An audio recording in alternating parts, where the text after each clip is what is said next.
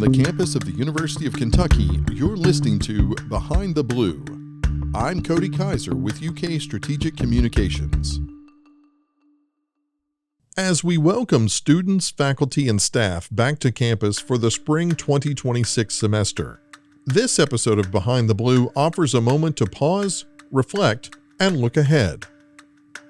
In December, my colleague Amy Jones-Timoney sat down with Dr. Eli Capilouto, president of the University of Kentucky, for a wide-ranging conversation about the year behind us and the momentum carrying the university forward. On this episode of Behind the Blue, President Capilouto reflects on the close of 2025 and what it means to begin a new year with students back on campus, celebrating milestones like commencement, growing enrollment, and the continued success of first-generation and Kentucky students.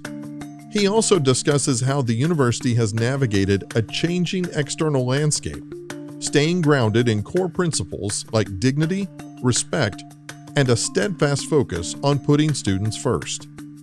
The conversation explores major moments of pride from the past year, including transformative philanthropic investments supporting children's health and the arts, the breadth of disciplines that make UK uniquely positioned to tackle complex challenges, and the continued physical transformation of campus tied directly to talent, infrastructure, and opportunity. President Capilouto also looks ahead, highlighting the Advancing Kentucky Together network, UK's expanding role as a partner of choice in artificial intelligence, and the university's responsibility to lead with both caution and promise as new technologies reshape education, research, and healthcare.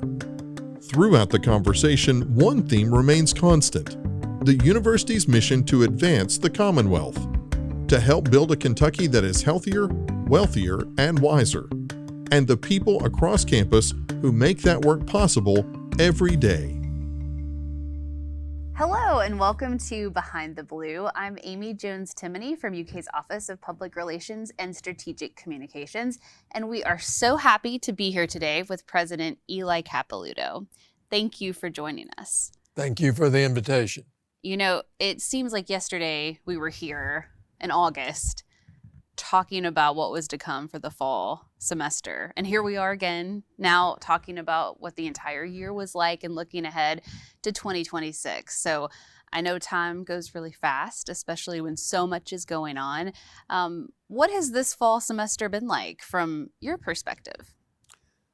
Well, it's always open. It's always great to begin the new year with students. And in many ways they inspire. They come with so much hope. They overcome challenges. They have their successes. They grow. We celebrate mid-year with a December commencement and start looking forward to doing the same in May. And to know when we celebrate those successes, it's with more and more students every year, more and more families who see their students cross the stage, especially those who are the first in their family. So it's very heartwarming. That's always a special moment at commencement when those students are honored and you see their families and everything. I have to hold back some emotions when we ask them to stand. It's a very powerful experience. Absolutely. Well, 2025 as a whole has been a very good year in many respects, but there have also been quite a few challenges. Just to kind of talk about that first, how has the university just weathered some of the different things that have come up over the past year? Sure. I think people are aware that with the change of administrations in Washington, there's been a different direction. We participated in a program that we were trying to grow our numbers of underrepresented minorities. The Office of Civil Rights found us out of compliance in terms of their regulations and all. They have required us to take additional steps. Our legislature last year passed a bill that requires us to do things differently. And, those are difficult to navigate on some days. But I go back to what we did in anticipation of some of those things. I assembled people in a smaller table in a way, groups of 10 or 12, met a few hundred, and asked them what they would do. And you come away from that recognizing that some of the ways we may have structured our attempts to make this, many people in one community, maybe didn't work as well. We weren't going to be allowed to do so, but those foundational principles that we have, respect for one another, everyone deserves a shot. Let's afford everyone dignity. Let's try to listen more closely.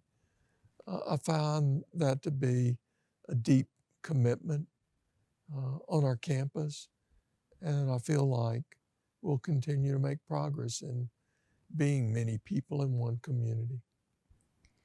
I was going to ask you about kind of the guiding principles that were used throughout some of those challenges, which you touched upon a little bit. Is there anything else that you would say kind of about what the university really tried to focus on as its overarching kind of North Star as going through all this? I think we return to something that has been fundamental. Our board asked us to keep as a focus, and that is put students first. And I'm proud that I think there's strong evidence that we do. A clear indicator is when you enroll more students, you increase their likelihood of staying in school, their likelihood of graduating, and we've done so with a constant ascent. I also recognize too that keeping our campus arms open wide to those who could be the first in their family, or those who come from families of lower incomes, and those who come to our campus with different stories and experiences and perspectives. Those numbers continue to increase, both in terms of enrollment and graduation. So that's very encouraging. That takes everyone. There's not a single program, department, college that can move numbers like that. It's a collective effort. When you think about everything that's been navigated in the past year and also all the wonderful moments of pride over 2025, what are you most proud of? Well, I always think, as our board directed us, of students first, and to see their continued likelihoods of success, even though we admit greater numbers. We have kept our doors open widest for Kentuckians. We have not shied away.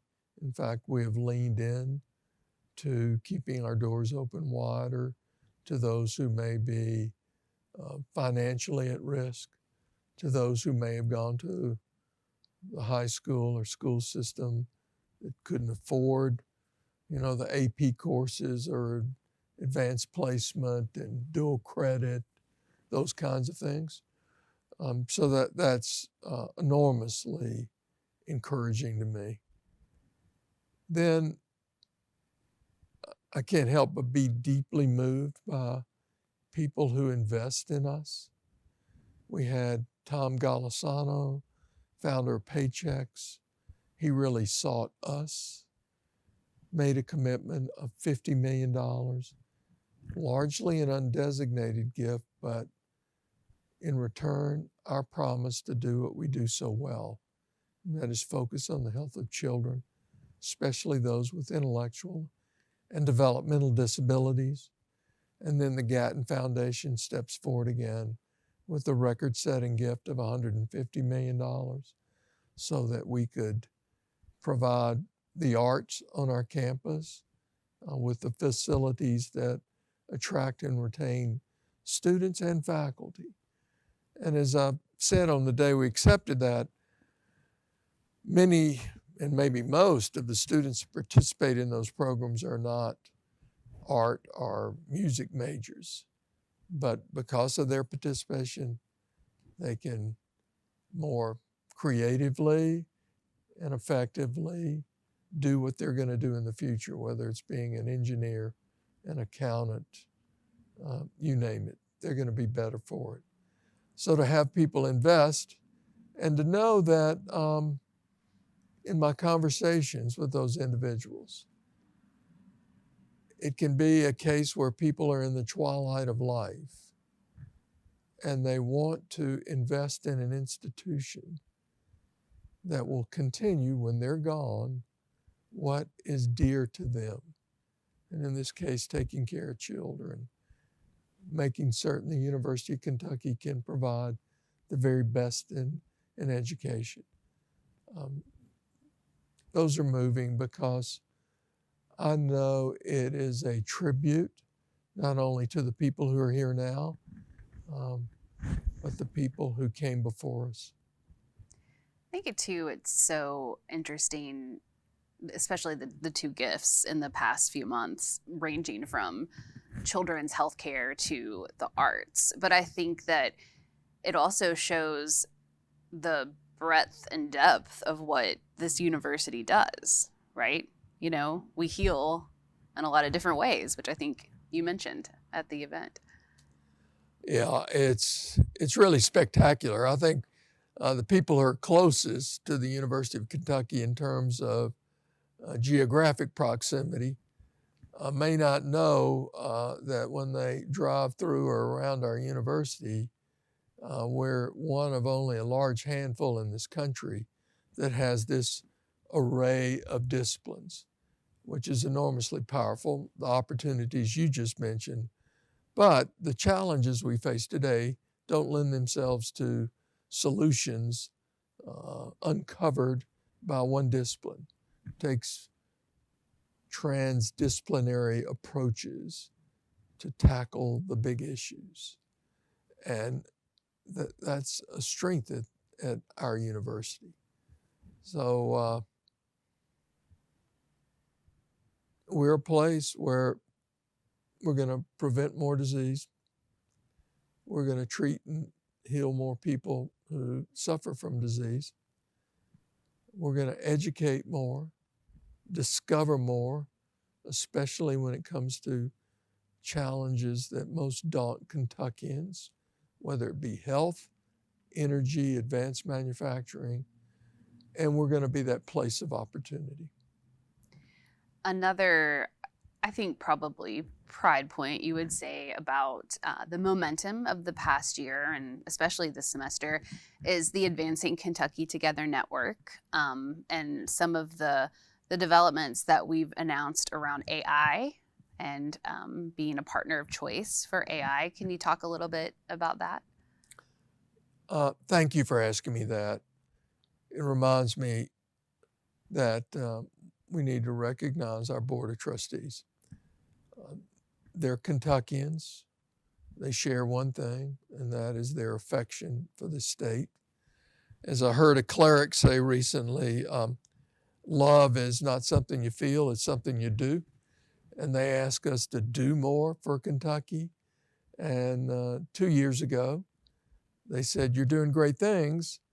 While partnerships have been a part of our success, we think you ought to focus more intently in assembling more partners who share our values and our mission, which is to advance Kentucky in everything we do, and our dream, which is a healthier, wealthier, and wiser Kentucky. So we've focused, and we have partners that range from Transylvania, right down the road, to Pikeville Medical Center on the eastern border of Kentucky. And more people are coming together, and we know collectively we can do more and be more for Kentucky.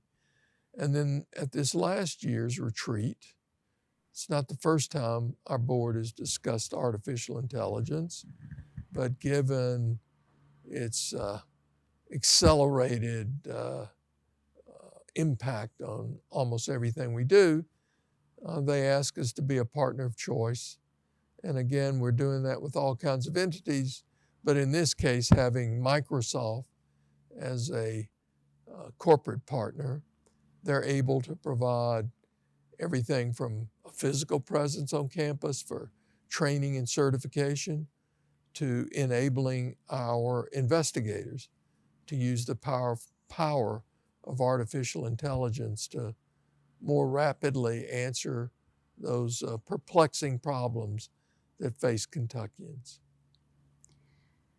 I think that the theme of our conversation, and probably a lot of conversations you have, is it comes back to Kentucky, right? I mean, that's what it's all about, whether it's the gifts or whether it's the AI advances or the research. I mean, that's kind of the most important thing. And I guess when you think about the last year, how important is it to you that so much of everything that we've done and that we've announced and that we've talked about has been geared towards the state? Yeah, thanks for that question as well. You know, I think recently we welcomed a new football coach back to Kentucky. And it was clear when I first met him that growing up and remembering which seats his family sat in at what was then Commonwealth Stadium, he remembers the section and the seat number. Mr. Gatton, who lived in another state, it was always about Kentucky.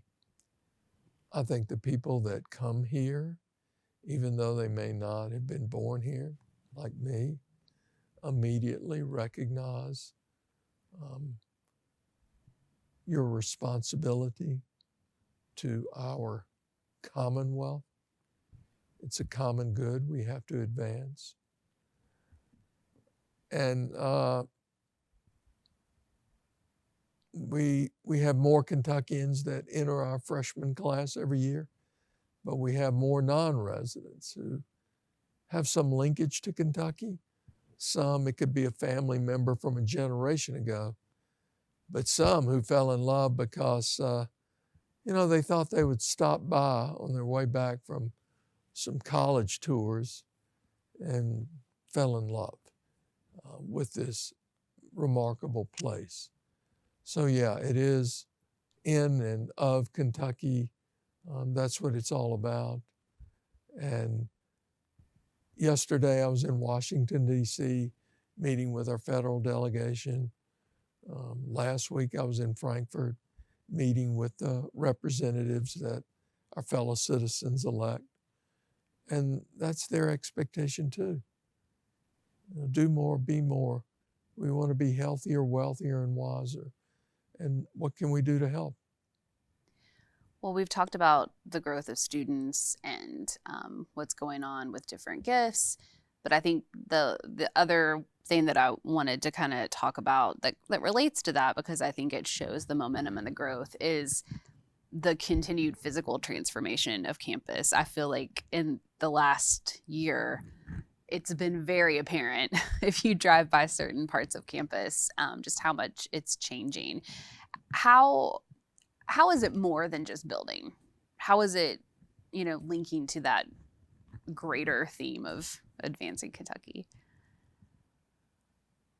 I have a sort of simple way to success. You can grow with talent and infrastructure. You really need both.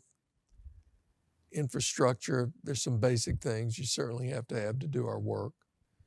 But space inspires in many ways. And if you can spatially align such that you reinforce building a community of both scholars and students that they're going to inspire. And we've been able to do that in many ways in modernizing our campus. Over the past decade, I think it's some $7 billion in 9 million square feet that are either new or remodeled. I know when you walk into our Gatton College of Business, when I met Mr. Gatton 14 years ago, he had visited Wharton where he got his master's degree. And he had a vision of what kind of space would bring students together, allow them to receive the very best of education without leaving home. We achieved that, and we're doing it in so many other ways. Can't overlook what those who came before me had as a dream, that no Kentuckian should have to leave home, no matter how sick they were, no matter how complex the care they needed. And we opened a hospital a week or so before I got here. A lot of it was shelled. We finished every floor now. We're going to have to build an additional tower. We're opening up an advanced cancer ambulatory center. There'll be other specialties and subspecialties in that. I think it's a 900,000 square foot facility. You see it in our honors colleges and residence halls. You build space that facilitates bringing people together for the best of learning, the best of building those soft skills, the best ways to discover and serve Kentucky. So space matters, and we got more on the way. As you think about the next year, so 2026, what are you most looking forward to? What do you expect? I've got some early numbers on applications. So we got more and more people that want to make the University of Kentucky their first choice. And I think that is a powerful signal of who we are and what we represent. I also know that we have been able to expand our partnerships. One example, King's Daughters Hospital in Ashland, Kentucky, St. Clair's in Moorhead. Now that they're a part of us, they've been able to also build new infrastructure, modernize, more importantly, recruit talent, especially in specialties and subspecialties where they haven't been able to before, because people want to be part of a stable health system. They want to live in good communities, a little less hectic than they were. And lastly, they want to teach and be part of an academic enterprise.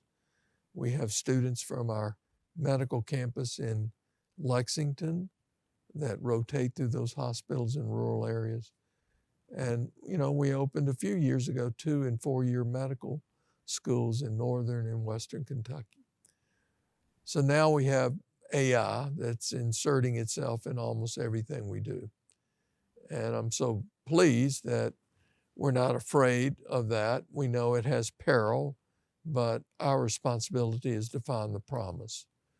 We're the first university in the state to now provide a degree program in AI. Thanks to the work of our provost and deans and faculty, we have an AI course available to all the campus. We may make it more widely available. Yesterday when I talked about it in Washington, D.C., I had a few staffers ask me if they could take it. So, that's the responsibility we have. So I know there'll be challenges, but we have momentum that is fueled by our commitment to advance Kentucky and our dream of a healthier, wealthier, and wiser Kentucky. Last night, I'm reminded how it takes everyone to achieve these remarkable successes. I was boarding my airplane, and a mother of a student rushed up to me, told me her daughter was not feeling well in Lexington, that she'd gone to our medical center and it was important that her mother get there. And she said her advisor, the student's advisor, contacted the mother and told her not to worry because she would go sit with her until she arrived. And the mother said to me, wow, it's a big place, but it cares so much and so well. So that's the appreciation I have for what are now 33,000 employees that I feel are really the UK family. Well, that is a perfect segue to what I was going to end with this day for our conversation, is just, what is it would you like to say to all of those employees and everyone across campus who has worked really hard throughout this past year and is looking forward to 2026? Well, I can't help but start with thanks for our facilities and grounds crew. We live on campus, so through the night, I could hear that equipment moving snow out of the way so that we could open and continue to serve Kentucky. So, that's another example of everybody shoulder to shoulder making certain that, we're able to meet what Kentucky expects of us. And then I hope people get some time, call time out,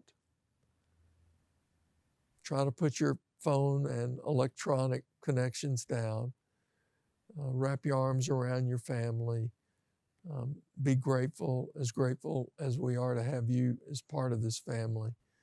It's time for you to have a delightful time away, enjoy a season of hope, find renewal, come back for a 2026 that we know together can be even brighter than what we've done in the past. I think that sounds like a good plan. Good plan. Thank you. Hope you do it. Thank you. I do too. I hope you do as well. Is there anything else that you want to say, or are you good? That's it. Okay. Well, thank you so much for joining us, and thank you for being part of our conversation today too on Behind the Blue.